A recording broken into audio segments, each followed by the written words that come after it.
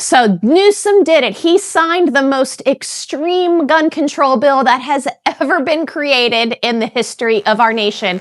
I'm talking about Assembly Bill 1127 out of California, and that is the topic of today's legal update.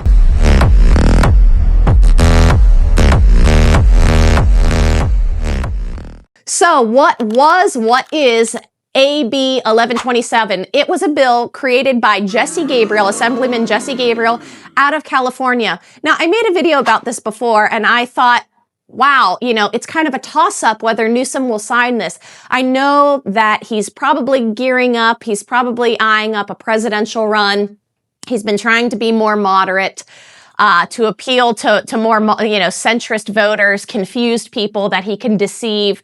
I was unsure if he would sign it or not, but then he just went and did it. So I want to share to you some of the problematic language in this bill, what this means for California, what I think this means for Newsom and beyond. So there are some definitions in this bill. I'm going to read right from it so that I don't get it incorrect, but they have terminology that says readily convertible, right? Because this bill has to do with banning all semi-automatic pistols that could be converted into a fully automatic weapon. That we're talking about Glock switches, right? He's trying to go after people converting Glocks illegally already into fully automatic firearms via these tiny devices. Now, before we even get into this, I want to remind you, these aren't devices that are sold in stores.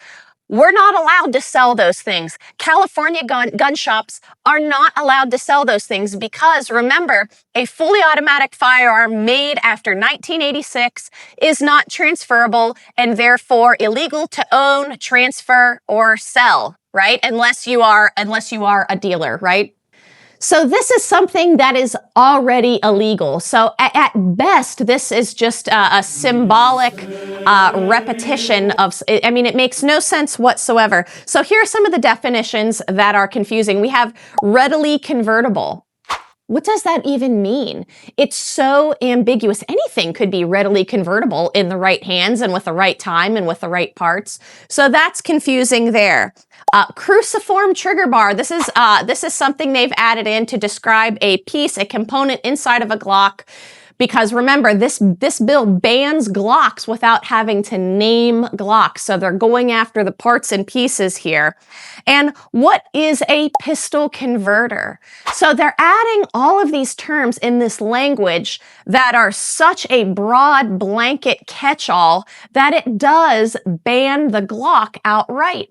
Now, it doesn't ban the current ownership. If you're a Californian and you own a Glock, you're allowed to still own that Glock, but come next year in 2026, the sale via gun shop will no longer be permitted, and there are hefty fines associated with it. Now, because all of this language is ambiguous, it is ripe for litigation, and you better believe Gun Owners of America, Firearms Policy Coalition, these groups are doing what they do best, and they are already in process of going back after this. Now, something interesting about this legislation also is what's called a severability clause.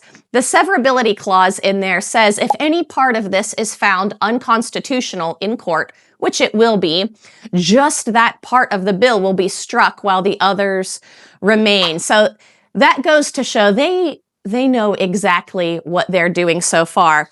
Now, I want to talk about Newsom and what this means. We all know that man is crazy and that he's unhinged. Originally, I thought there would be a chance that he wouldn't sign it because of his strategy and political posturing, trying to appear more moderate. Well, clearly he didn't do that. And as I was thinking about, well, maybe why did he do that? I kind of realized, well, of course, before there's a general election, there's the primary. And in the primary, you are always catering to the craziest on the Democratic side, right? His goal right now is not to appear moderate, especially because he needs to gain donors. He needs to gain a following. He needs to position himself to be the craziest leftist out there in order to win the Democratic primary. And then he would probably shift to try to look more moderate while gearing up for the general election. So his first audience is not the swing voter or the moderate. His first audience are these crazy leftists who genuinely do want to disarm Americans. Because within the Democratic Party, having these extreme views around guns is not a liability. It's actually considered an asset. And you can look at candidates all over the country and see that this is true.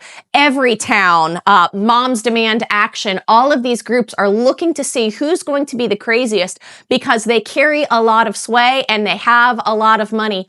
Even still to this day, all of us in the gun world, if we see something posted by Everytown or Moms Demand Action, we know that it's going to be crazy. But these things still spread and they deceive the ignorant voter. I don't think it's always out of hate for guns, but I meet a lot of average people out there who maybe are even gun owners who continue to share and spread the nonsense from Everytown. So we cannot sleep on this and think that it's not as dangerous or as much of a threat as it actually is.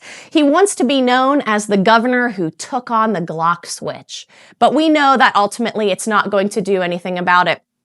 If this is all confusing to you, here's an analogy to kind of help it make sense, right? Let's say that street racing is a huge problem in your town, right? You have these guys going out, they're street racing, they're tearing down the main thoroughfare, and it's loud and it's causing problems. Instead of cracking down just on street racing, what Governor Newsom is doing is saying, we are now banning the sale of the regular stock Ford Mustang because we're trying to stop street racing. Just because somebody could bolt on a turbo, and that's fine, that's great to do, and use it for illegal street racing, that doesn't mean the person buying a Ford Mustang or a Camaro at the dealership is going to be street racing. So we all know, if presented in the context of that analogy, that, well, of course, that makes no sense. You wouldn't ban Ford Mustangs to stop street racing because you can modify anything. That is literally what Governor Newsom has done.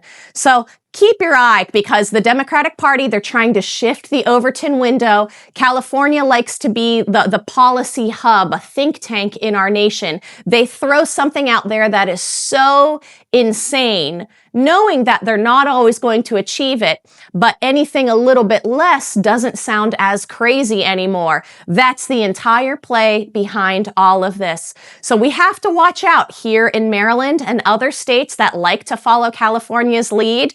We'll let you know how this plays out. It's probably not going to stand in court, so there will be more legal updates to follow. So hit like and subscribe and stay plugged in.